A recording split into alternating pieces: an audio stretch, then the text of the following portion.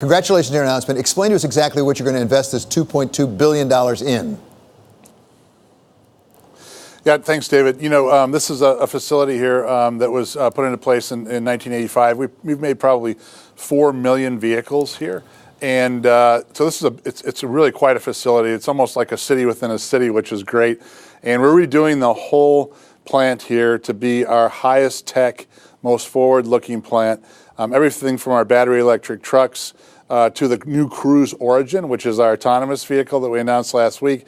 So it is a complete retool of the plant, from body shop to general assembly to the whole infrastructure of the plant. So $2.2 billion in that, and then we'll see a lot of money outside the plant from a supply base to support it, and a lot of jobs. So 2,200 jobs will be put back into this plant. So we couldn't be happier. It's right down the street from the headquarters, and then if you look in Warren, we're developing Warren, Michigan, which is right up the street. We're really developing all of our new battery chemistry and our new technology with electric motors, and the whole EV platforms we'll be introducing here next year in this plant. So give us a sense, Mark, of when you will be actually rolling those electric vehicles off the assembly line in Hamtramck, and what's the first one going to be? Is it going to be that electric Hummer that we've heard talk about? Well, there's been a lot of speculation and rumors on that, David, but I think you should watch the Super Bowl, and maybe you'll find out a little bit more about that.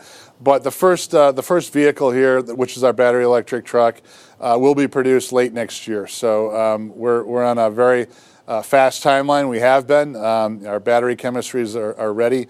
We announced a joint venture in manufacturing here in Ohio, which will be some of the cell production for that.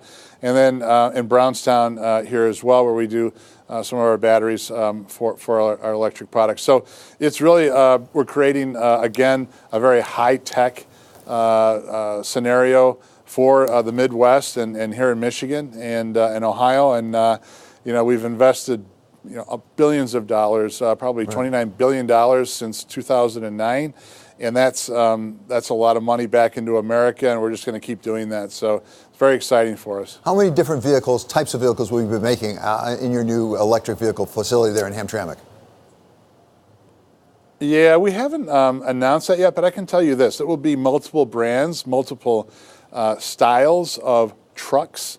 So not only pickup trucks, so there'll be SUVs, and then finally we'll have our Cruise Origin, which will be our autonomous vehicle for rideshare, and it's really going to be something that is both ends of the spectrum, in both the highest technology available in autonomous vehicles, but also our mainstream conversion to electric trucks and electric crossovers and electric cars. So we've designed and been designing a very broad portfolio over the last 3 or 4 years, and now we're ready to go. So it's very exciting for everybody. We're vertically integrating our electric motors, our software controls, the batteries themselves, and we're doing that on a global basis. So we've got to have a footprint and a volume footprint that we get scale. So, Mark, we did see the announcement about the Cruise Origin. Now we know, thanks to you, where you're going to be making it. When will you first be making Cruise Origin? When will you first see those in the marketplace?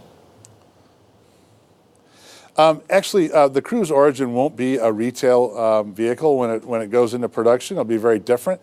We'll put those into our rideshare fleets, and as you know, the progress that we have in San Francisco, which is the toughest driving environment in the universe, has been dramatic. So our Cruise team, Dan Ammon and Kyle Vaught and Daniel, we were just out there looking at the progress, and it's going really well. So we have to be safer than a human driver, and that's the goal, and that's what the goal is. So when that happens, we'll be ready with a fully integrated vehicle with our partner on Honda with that vehicle. So this is a very big play for us, and again, it won't start as retail.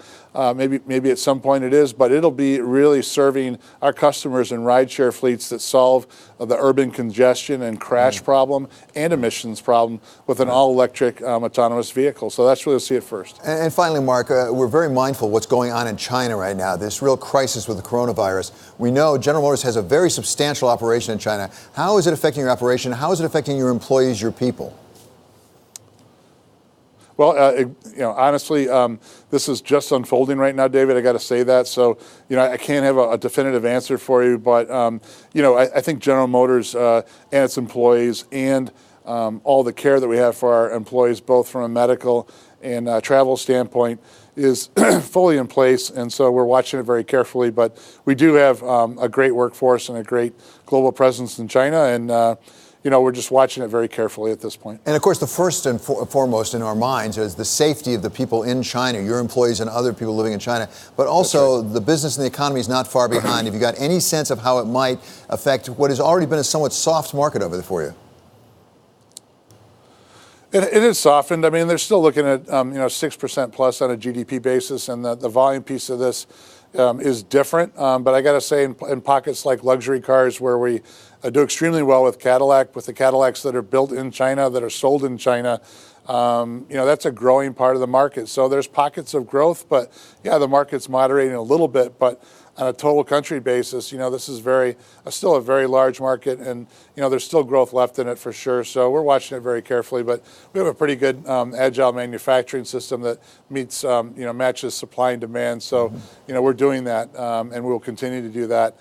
So we've been through plenty of ups and downs as a company over our history, and we know how to manage it, and we'll continue doing that in a very intelligent way.